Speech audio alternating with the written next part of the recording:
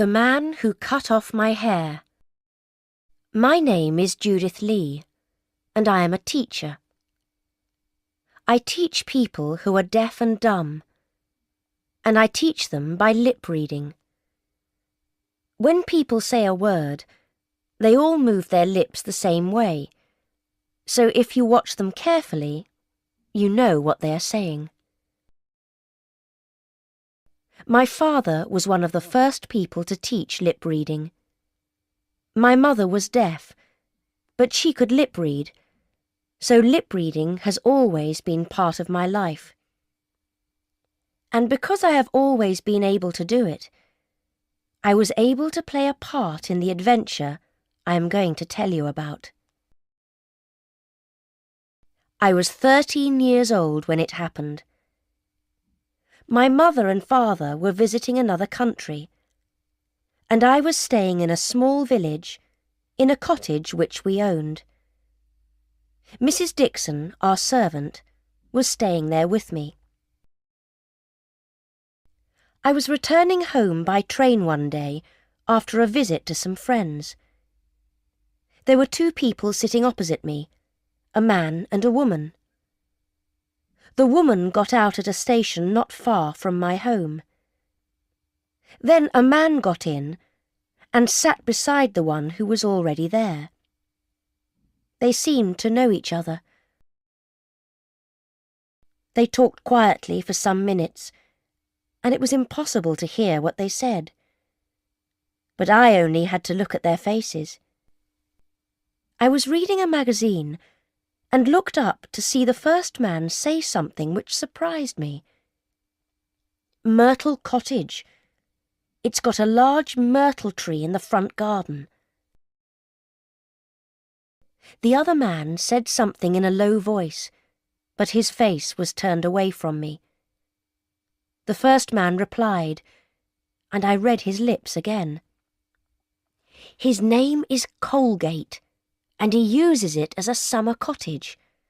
He's got some of the best old silver in England. The other man shook his head and turned so I could see his face. I saw him say, "Old silver is no better than new. You can only melt it." The first man's face became red. "Only melt it? Don't be stupid. I can sell old silver at good prices. And that silver in Myrtle Cottage must be worth more than £1,000. There's a silver salt cellar worth at least 100. The other man looked at me while I was watching his friend speak.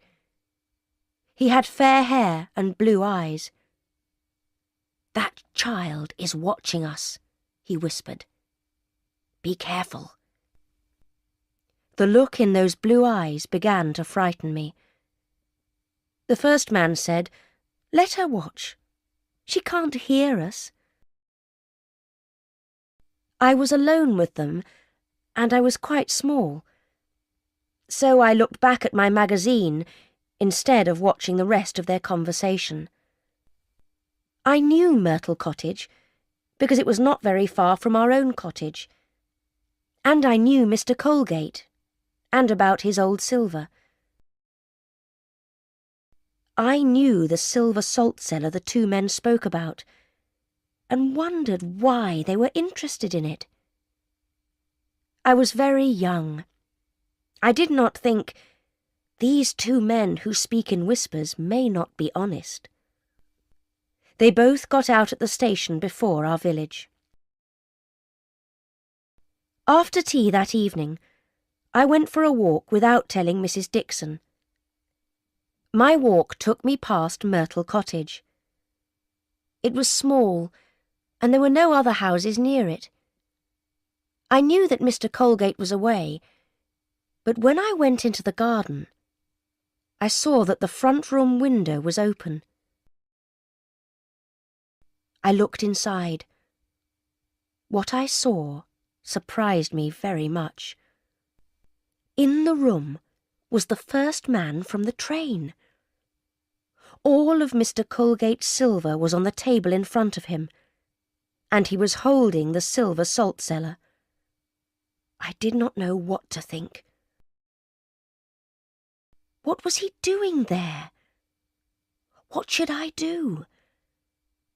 I was still trying to decide when a hand went round my throat. "If you make a sound, I'll kill you," said a man's voice in my ear. "Believe me, I will." It was the other man, and he recognized me.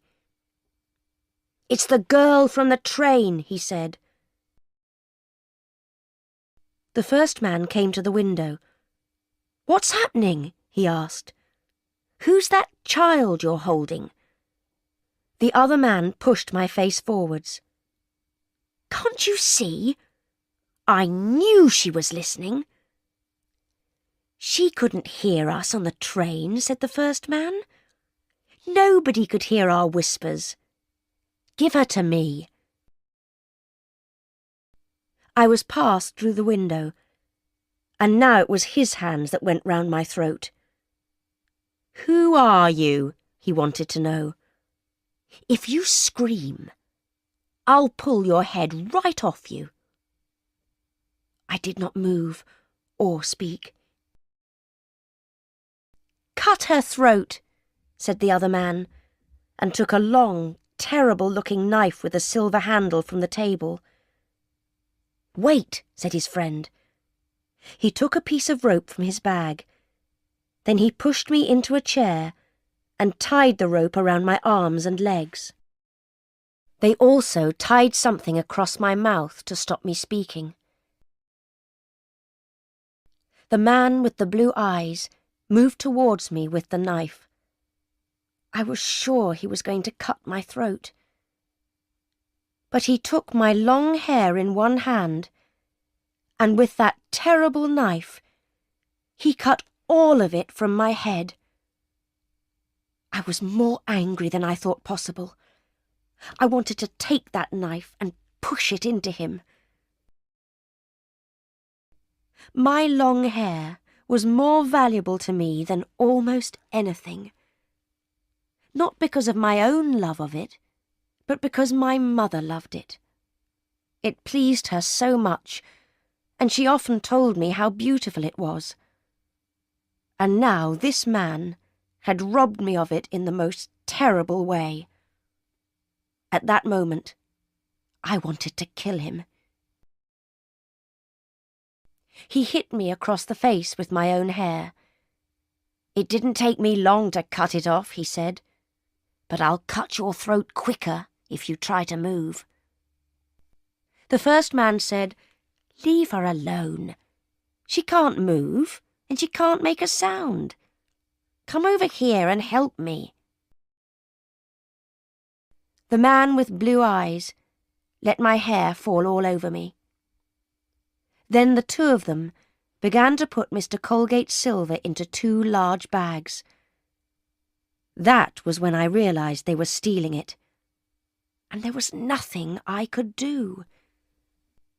The man with blue eyes moved towards the window, carrying one of the bags. The first man put a hand on his arm, and I watched him whisper, "Do you remember the plan?" The man with blue eyes put his mouth close to the other man's ear. I watched his lips as he said, "Cotterill, Cloakroom, Victoria Station, Brighton Railway."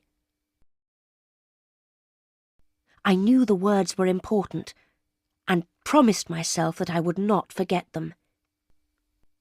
He got out of the window, and his bag was passed to him.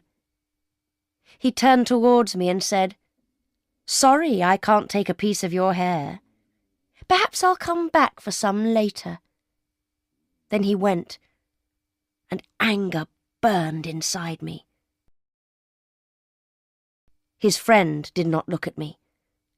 He took his bag and went out through the door. I don't know what happened to him afterwards. I was left alone all through that night. I was not afraid, but the rope hurt my arms and legs. I repeated the words. Cotterill, Cloakroom, Victoria Station, Brighton Railway. I was sure they were important. I did not sleep that night. Day came, and I wondered what Mrs. Dixon was doing. Was she looking for me? I had some friends who lived 3 or 4 miles away. Sometimes I stayed the night with them, without telling anyone at home. Did Mrs. Dixon think I was with them? I do not know what time it was when I heard the sound of feet outside. The day seemed almost over. I watched the open window, and suddenly a face appeared. It was Mr. Colgate. "Judith," he said. "Judith Lee." He was not a young man, but he climbed in through that window as quickly as a boy. He took a knife from his pocket and cut the rope around my arms and legs. Then he uncovered my mouth, and at last I could speak. "Cotterill, Cloakroom, Victoria Station, Brighton Railway," I said. Then I fell into Mr. Colgate's arms. I knew no more until I woke up in bed, with Mrs. Dixon standing beside me. With her were Dr. Scott, Mr. Colgate, Pierce, the village policeman, and another man. I discovered later that he was a detective.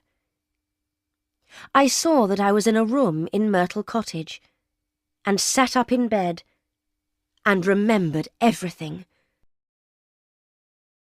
"He cut off my hair with the long knife," I said. My head felt strange. I asked for a mirror, then became angry again when I saw the blue-eyed man's work. Before anyone could stop me, I jumped out of bed.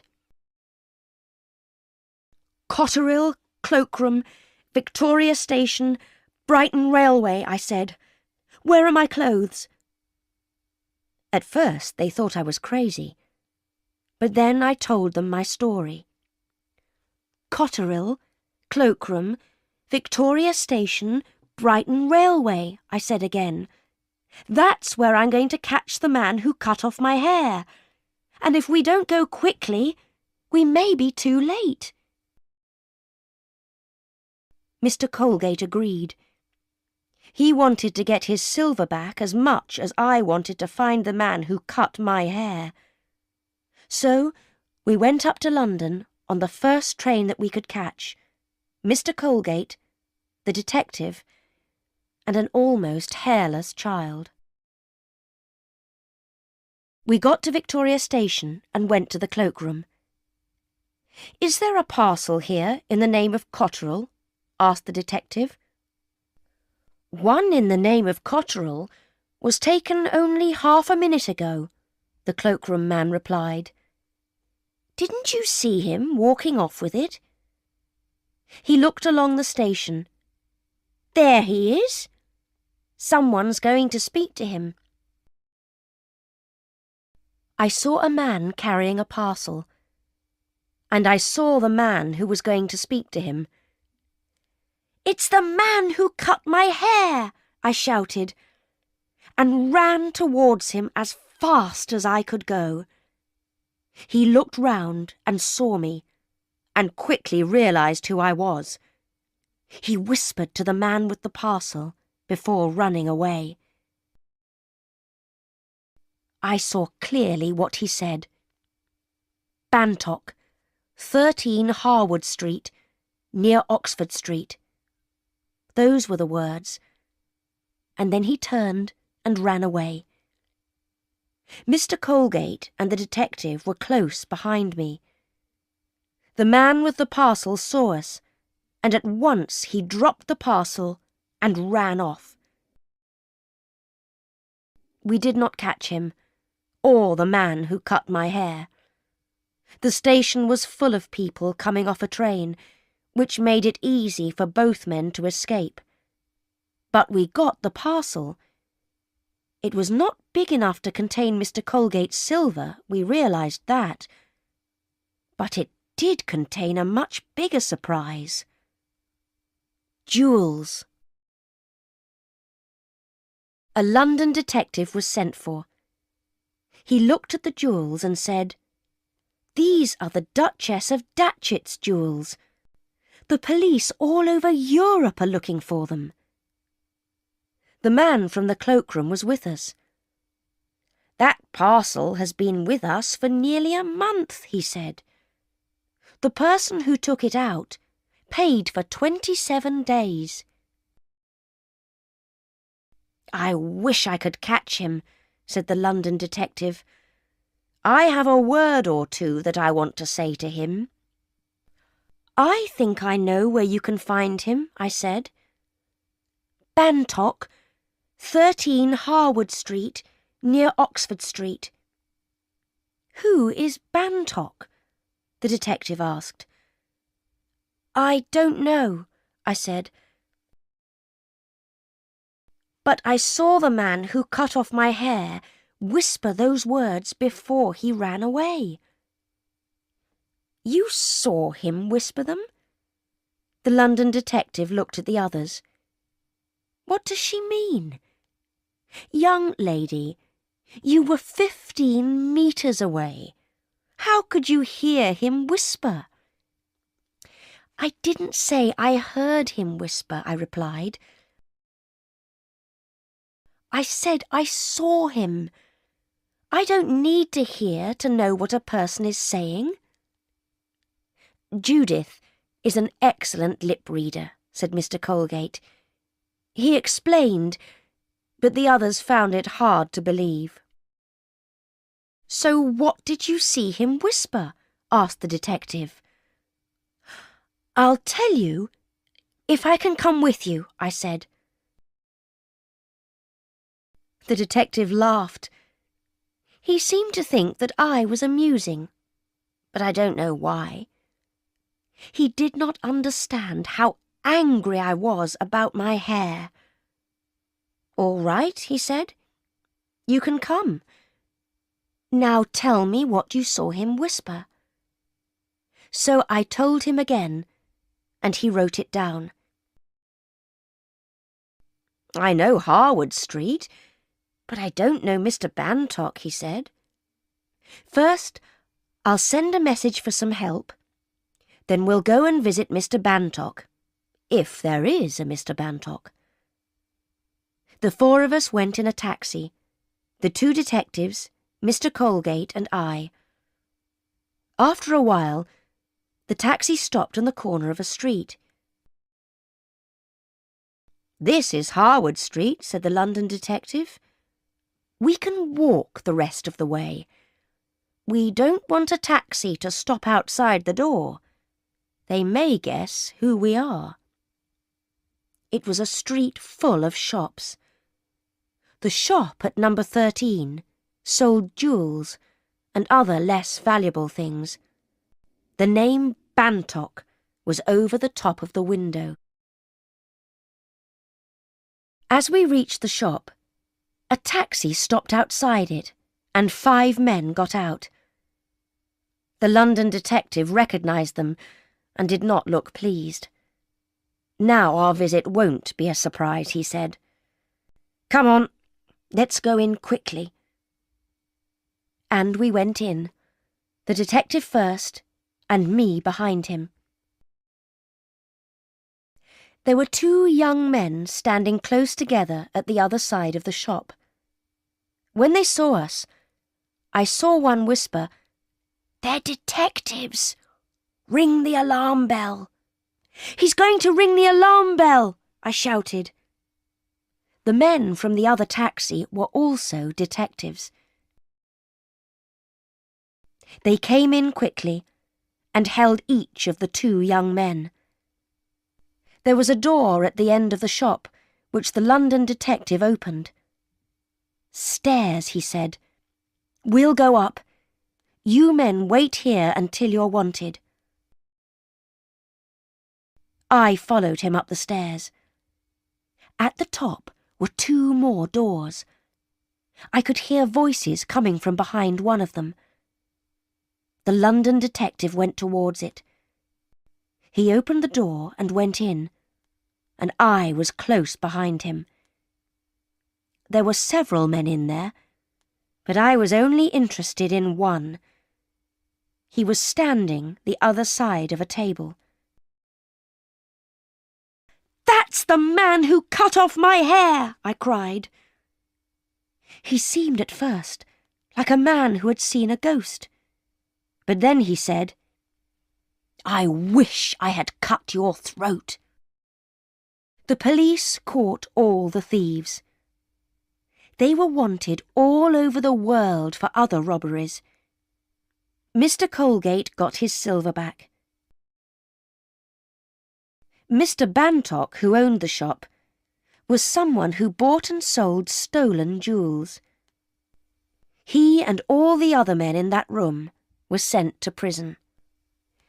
It took many years for my hair to grow long again, and it never grew as long as before. Each time I looked into a mirror, some of my anger returned. But the man who cut my hair was stupid.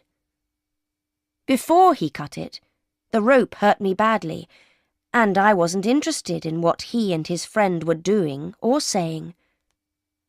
But after he cut it, I was very angry indeed, and so I watched every move which they and their lips made.